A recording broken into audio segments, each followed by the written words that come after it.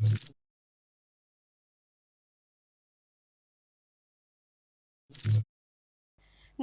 હું છું પ્રિયા અને તમે જોઈ રહ્યા છો જનતા કી જાણકારી ન્યૂઝ।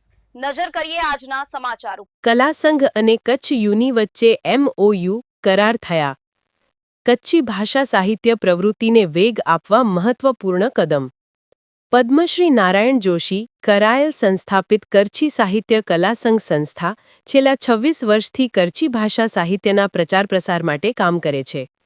તાજેતરમાં શ્યામજી કૃષ્ણ વર્મા કચ્છ યુનિવર્સિટી અને કચ્છી સાહિત્ય કલા સંઘ વચ્ચે કરછી ભાષા સાહિત્યના સંવર્ધન આદાનપ્રદાન અર્થે મોરઝર મધ્યે સમજૂતી કરાર MOU કરવામાં આવ્યા હતા।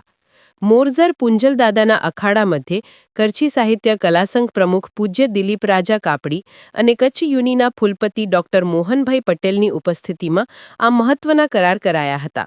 આ પ્રસંગે હિંગરિયા આશ્રમના મહંત પૂજ્ય કલ્યાણદાસજી, બિબ્બર આશ્રમના પૂજ્ય જગજીવનદાસજીએ આશીર્વચન પાઠવતા આ કરારને પગલે કરછી ભાષા સાહિત્ય સંવર્ધનને વેગ મળશે તેવો વિશ્વાસ વ્યક્ત કર્યો હતો।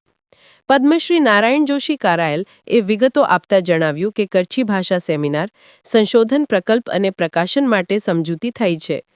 કુલપતિ ડોક્ટર મોહનભાઈ પટેલે કરછી ભાષા સાહિત્યમાં યુનિના વિદ્યાર્થીઓ ઉગતી પેઢીને જોડી શકવાનો આયામ સિદ્ધ થશે, સાથે સાથે ગુણવત્તાસભર કરછી સાહિત્યને યુનિમાં સ્થાન આપવા પ્રયાસ થશે। કલા સંઘના ઉપપ્રમુખ અને જાણીતા કચ્છી સાહિત્યકારો શ્રી વિશ્રામ ગઢવી, લાયજા ડોક્ટર રમેશ ભટ્ટ રશ્મિ, લહેરીકાંત ગરવા ખોમડી, ડોક્ટર કોમલબેન સચદે, સુખપર રોહા એ MOU સમિતિના કાર્યવાહક સભ્યો તરીકે વધુને વધુ આ સમજૂતીનો લાભ લેવા કટિબદ્ધતા વ્યક્ત કરી હતી।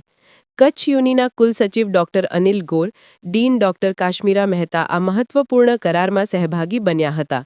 કેતન ગઢવી, મંત્રી શ્રી રાજેન્દ્રસિંહ પલ એ સહયોગ આપ્યો હતો એવું કાર્યાલય મંત્રી પાર્થ કાપડીએ જણાવ્યું હતું।